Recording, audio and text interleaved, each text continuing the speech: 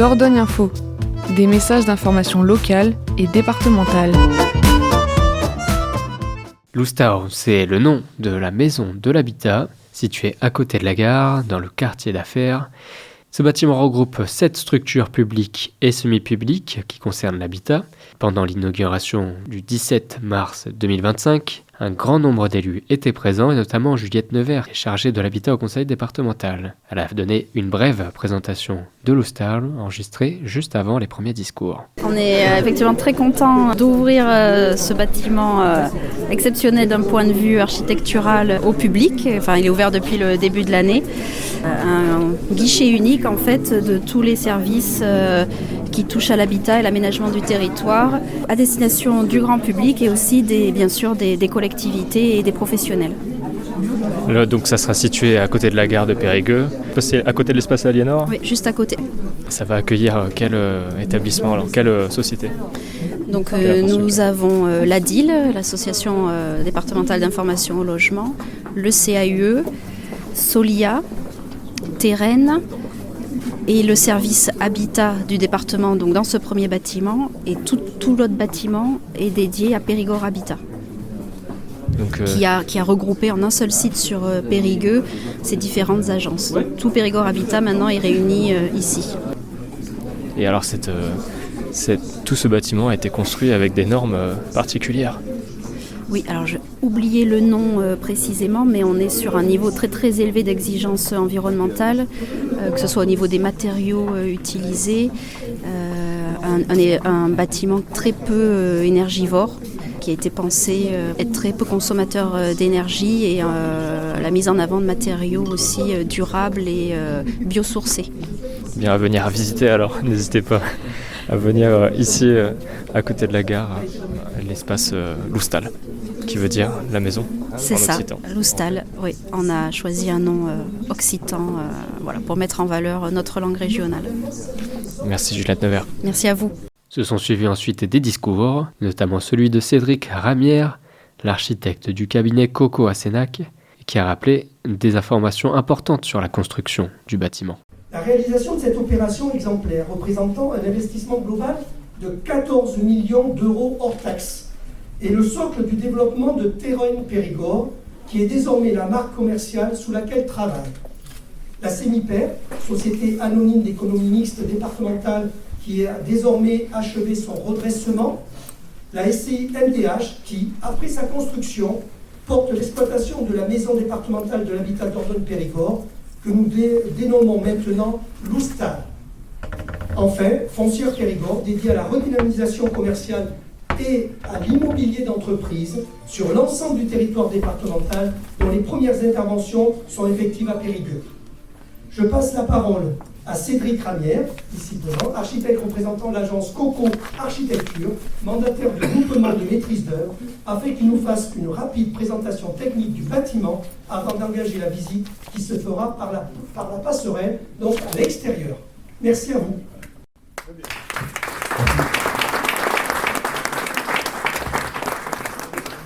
Alors rapidement, je voudrais aussi présenter l'équipe de maîtrise d'œuvre, puisque nous, effectivement, on a eu à orchestrer tout un tas de compétences au sein de cette équipe. Et donc, premièrement, nous sommes associés avec l'équipe de Scapa, architecte, qui est implantée sur Périgueux. L'idée avec Scapa, quand on a décidé de s'associer, c'était de vouloir montrer une équipe qui était disséminée sur tout le territoire. Donc, on a des gens qui viennent à la fois de Bergerac, de Belvès, de Sénac, Sarlat, et ailleurs. Donc on a aussi, comme paysagiste, l'atelier du Sillon, qui est à Molière. On a TSA 24 qui nous a accompagnés sur toute la partie VRD, qui est implantée à Belvès, à côté de Belvès. On a Axeplan, qui est le bureau d'études structure, qui est implanté à Bergerac. Et WAPS, qui s'occupait des fluides, qui est implanté aussi sur la communauté d'agglomération ici à Périgueux.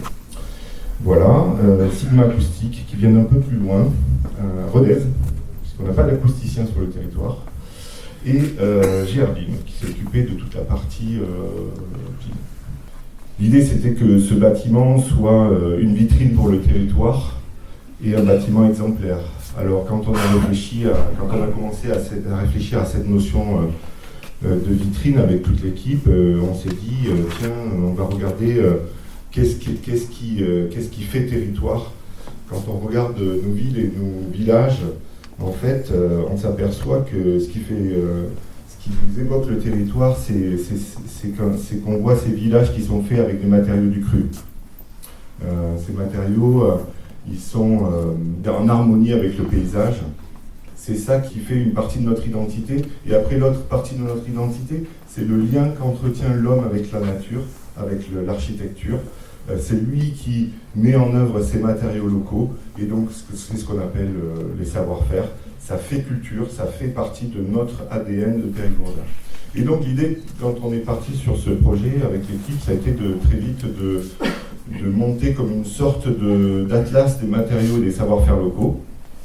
Donc on s'y est attelé avec une entreprise qui nous accompagnait, qui n'est pas citée tout à l'heure, mais qui fait aussi partie de l'équipe de maîtrise d'œuvre. C'est Nobatec qui nous a accompagnés sur toute la partie environnement. Et du coup, on a monté comme ça une sorte de carte des gisements de matériaux locaux, des savoir-faire, qui nous a permis ensuite de faire des choix de matériaux sur ce projet-là. Évidemment, on se dit une maison périgourdine, c'est une maison avec un toit pentu, etc. Bon. Mais nous, on pense dans ce projet qu'on peut tout à fait construire une architecture contemporaine, périgourdine, à partir du moment où elle est faite avec des matériaux du cru. On a plusieurs volets innovants qui nous ont accompagnés pendant la conception.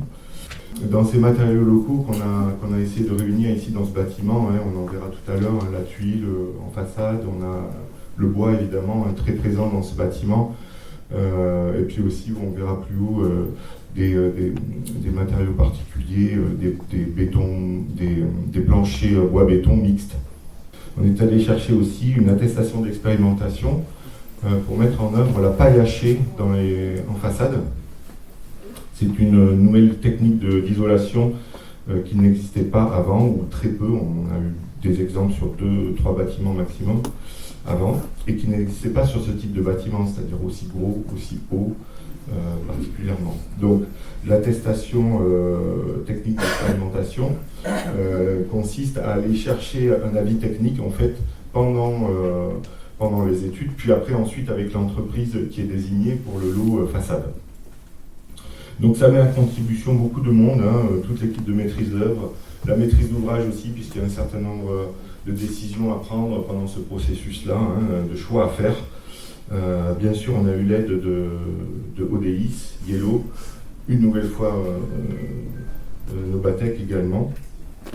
Et puis ça met aussi en contribution, bien sûr, les entreprises qui sont sollicitées sur un dossier technique très très pointu et qui, on ne le fait pas tous les jours, ça évidemment. Au sein de l'équipe de maîtrise d'œuvre, on a construit ce bâtiment en BIM, c'est-à-dire qu'on a conçu le bâtiment autour d'une maquette 3D qui était partagée via des outils d'Internet, de partage, des plateformes de partage. En fait, pour la conception de ce bâtiment, on a aussi suivi une démarche HQE, sans certification. Bon, ça, je ne vais pas la décrire de manière précise, puisque ça fait un petit moment qu'elle existe. Et ensuite, on a visé un label E3C2, c'est-à-dire c'est un label qui vise à diminuer les consommations d'énergie et à diminuer l'impact carbone du bâtiment. Voilà, donc on a des objectifs à atteindre, toujours pareil, mesurés par Nobatec. Alors, qui est là-bas derrière, qui sourit. Donc pour y arriver, on a fait un bâtiment qui essaie de limiter la consommation de béton. Donc on a une structure très fine béton, poteau-poutre, des noyaux centraux qui nous permettent de contreventer le bâtiment et puis dans lesquels on va circuler les escaliers, les ascenseurs. Et après, des planchers mixtes bois-béton. Mais ensuite, tout le reste, on va essayer d'aller chercher des matériaux biosourcés le plus possible. Donc en façade, on a de la tuile. Donc il y a un matériau qui a été fabriqué et qui vient de Montpont-Ménestérol, qui est du cru. On va retrouver de la paille hachée dans les murs, on l'a dit. Tous les murs des façades sont fabriqués en bois, en ossature bois. Donc c'est du Douglas qu'on est allé chercher dans le Limousin, donc juste à côté.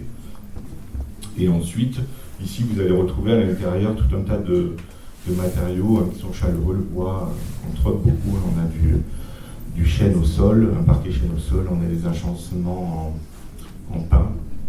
Bien sûr, il faut aussi un petit peu de technologie, On a des panneaux photovoltaïques sur la toiture. On a des protections solaires pour gérer la lumière selon les moments, l'ensoleillement de la journée. L'implantation du bâtiment, on joue aussi beaucoup sur la lumière. On avait une parcelle qui nous permettait d'avoir des façades qui avaient une double exposition, c'est-à-dire sud-ouest, sud-est, nord-ouest, nord-est. C'est-à-dire que tous les bureaux ont le soleil à un moment dans la journée. Ça, c'est très important. Et en fonction de ça, du coup, les bris soleil font le reste. Tous les matériaux qu'on a choisis, ils ont été soigneusement choisis pour justement atteindre ces objectifs de faible émission de carbone. Et enfin, du coup, ce qu'on a fait aussi, c'est qu'on a mis en place un système de récupération d'eau de pluie qui nous permet d'arroser tous les espaces verts, mais aussi d'alimenter les chasses d'eau. Voilà, enfin, je voudrais juste remercier le département qui a initié ce projet, qui nous a permis à tous de pouvoir grandir dans l'expérimentation, grandir dans l'innovation, grandir tous ensemble. Ça, c'est très important. Enfin, je voudrais remercier la CEMIPER qui a porté ce projet avec la SINDH, mais qui est aussi un acteur important. Souvent, il faut une bonne maîtrise d'œuvre, bien sûr, pour faire un beau projet, mais il faut aussi une belle maîtrise d'ouvrage. Et ce duo-là est impératif pour le succès de l'opération. Ça, c'est important. Et enfin, je voudrais remercier toutes les entreprises qui ont œuvré à ce beau bâtiment. On a la chance d'avoir des entreprises de valeur sur le territoire. Elles nous ont montré qu'elles étaient en capacité d'innover. Et donc ce bâtiment nous appartient bien à tous, parce que c'est notre savoir-faire ici qui est représenté. Merci à elles, je pense qu'on peut les applaudir. Voilà.